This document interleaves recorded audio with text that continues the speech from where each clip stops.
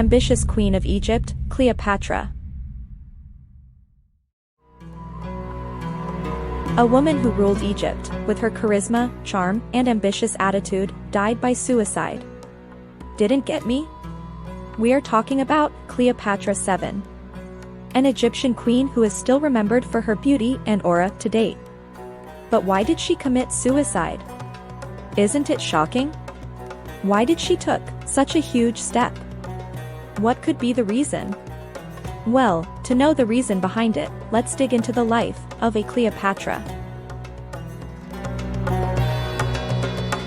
After the death of Alexander the Great, his conquered empire was divided between his mighty generals. One among those generals was Ptolemy I Soter, who established the Ptolemy dynasty. Pharaoh Ptolemy XII or Auletes, and his wife Cleopatra V, gave birth to the girl, which they named Cleopatra 7. After the birth of Cleopatra, her mother, Cleopatra V, went missing and was never found. The father, Ptolemy XII, lost his co-ruler. Cleopatra was not alone, they were 6 siblings. The eldest was Cleopatra 6, the second was Berenice 4, the third was Cleopatra 7 herself, the fourth was Ptolemy 13, the fifth was Ptolemy 14, and the sixth was Arsinoe 4. When Cleopatra was quite young, her father was exiled from the kingdom by her 2 elder sisters for the throne. So Cleopatra and her father, along with her younger siblings, went far away from the kingdom. After a few years Cleopatra 6 passed away, and it is said that she was killed mysteriously. After this death, Ptolemy XII decided that he would return to the kingdom to become the king again to rule. Ptolemy came back with all his children and killed the other daughter, Berenice 4, who exiled him and became the king. Despite that, he was alone, and he needed a co-ruler, so he declared Cleopatra 7 as the co-ruler. Cleopatra learned the tactics of ruling a kingdom under the guidance of her father. At this time, she was 14 years old.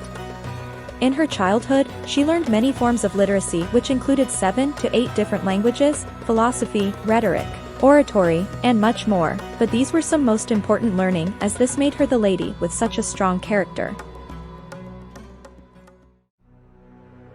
In the year 51 BC, Ptolemy XII passed away. The throne was given to the 17-years-old Cleopatra, but in that era, no king or queen was supposed to rule alone. So, Cleopatra had to marry her younger brother Ptolemy XIII. But she was clear from the beginning that she wanted to rule alone. The marriage with Ptolemy was just for the sake of the throne. The decision-making was always done by Cleopatra. Her ultimate motive was to build relations with the Romans. This was because she wanted to empower her army for the wars that could happen in the future.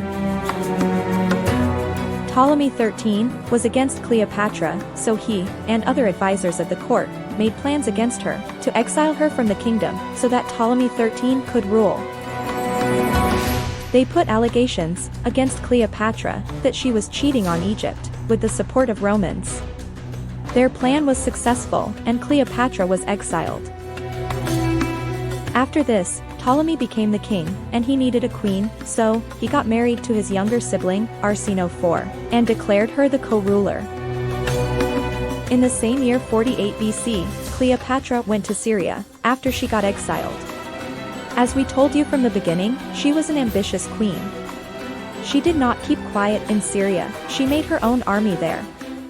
She wanted Egypt back, and for this, she was ready to do anything.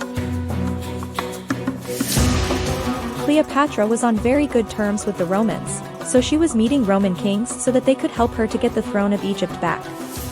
In the process of making connections with the Roman kings to seek help, she met Julius Caesar. This man was mesmerized by the beauty, charm, and complete aura of Cleopatra. Along with her appealing aura, her immense intelligence, and the way she conveyed herself, was something Julius felt for. Julius was 52 and also married, and Cleopatra was 21. Julius thought, the way he loves Cleopatra, she also loves him back, in the same way, but he was wrong. Our clever chick was with this old king for a purpose. She used her learnings of rhetoric and oratory lessons on Julius to seduce him to a level where he listens to everything she says, like a fool in love. She did all this to get her kingdom back, for which she wanted the help of the Romans.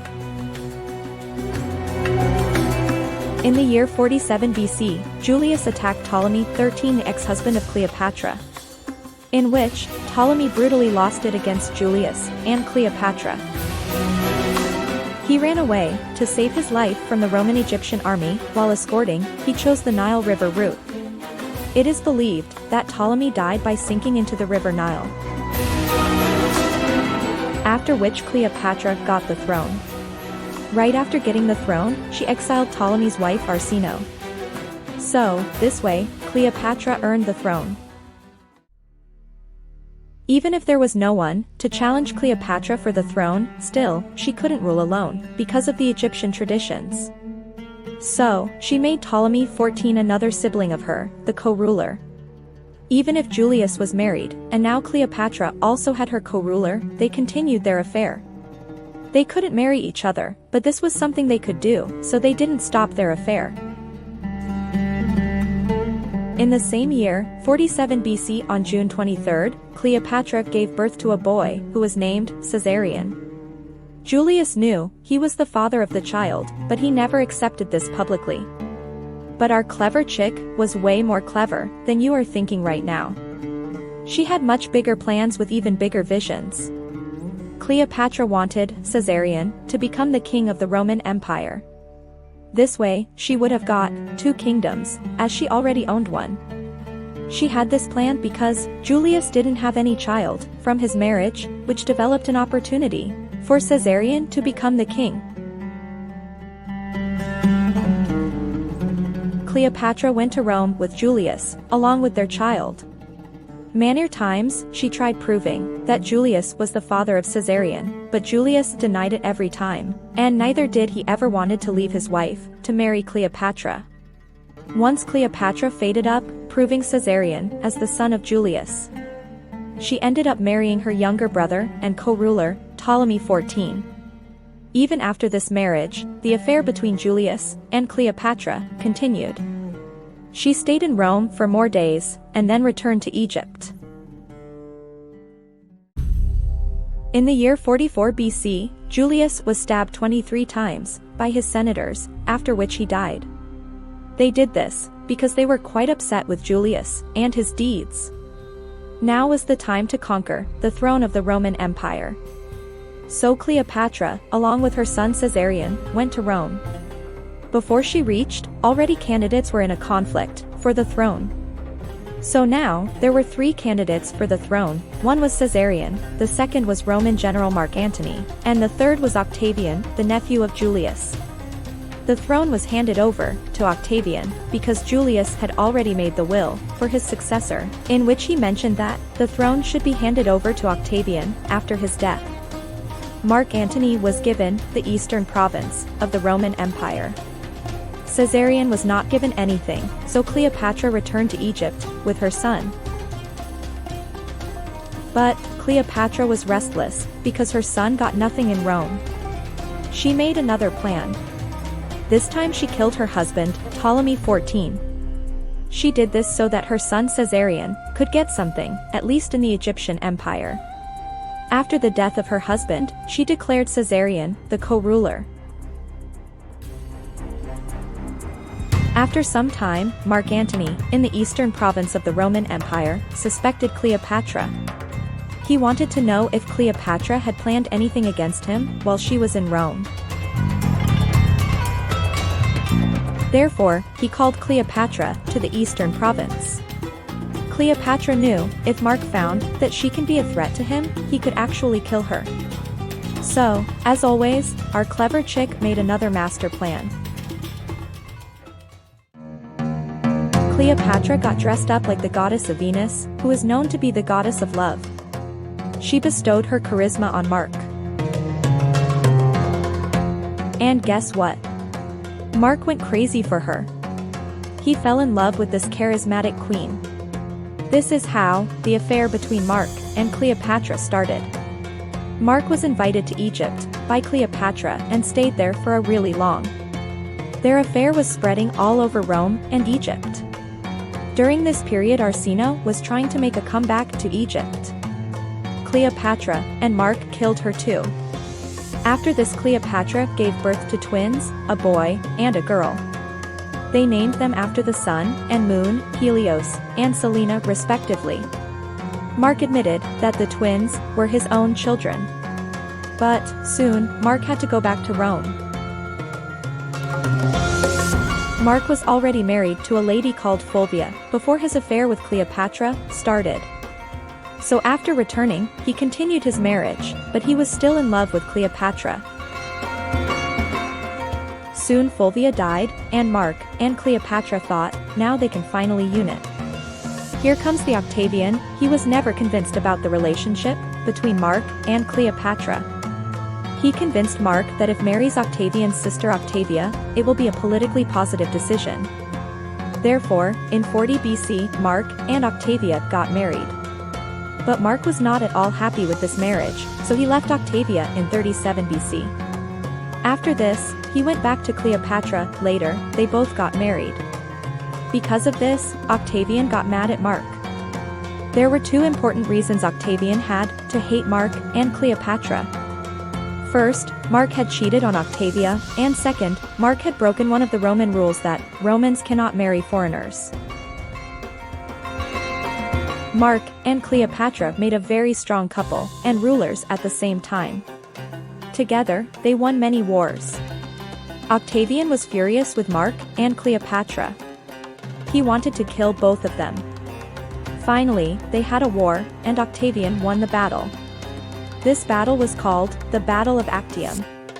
Even after the defeat, Mark and Cleopatra were not ready to surrender.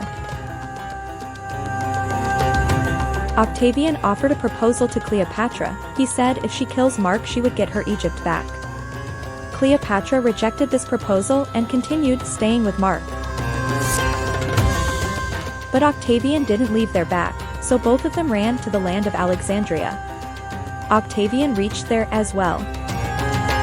During this rage for survival, Cleopatra and Mark parted their ways to hide. Cleopatra went to her mausoleum, but Mark was unaware of this. He started searching for her. One fine day, someone told Mark that his love Cleopatra has been killed, and she was no more. Mark couldn't digest this, so he immediately stabbed himself with his own sword. But he did not die quickly.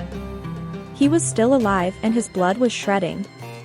Just before he took his last breaths, a messenger came and told him that Cleopatra was still alive. Mark's body was taken to Cleopatra. She cried brutally, but she gathered herself courage because she still had to fight for her children. Cleopatra went to Octavian and tried seducing him. But Octavian was not ready to get seduced. In the end, Cleopatra understood now there is no way for her, but she didn't want to surrender. So, she made a plan to end her life like royalty because she lived like one her entire life, and she wanted her end to be remembered forever. Cleopatra dressed like a goddess and got voluntarily bitten by a poisonous serpent. Just before she did all this, she sent a letter to Octavian, in which she expressed her last wish to be buried next to her husband, Mark. Octavian respected her last wish. After the death of Cleopatra, her son Caesarion was killed by Octavian. The twin Helios and Selene were raised in Rome by Octavia. This was the end of the Ptolemy dynasty, and Egypt became a Roman province. Later, Octavian was named Augustus. He was known to be a great Roman emperor. He lived for 75 years. Cleopatra was the most determinant female ruler of Egypt. She always had strategies to implement her vision.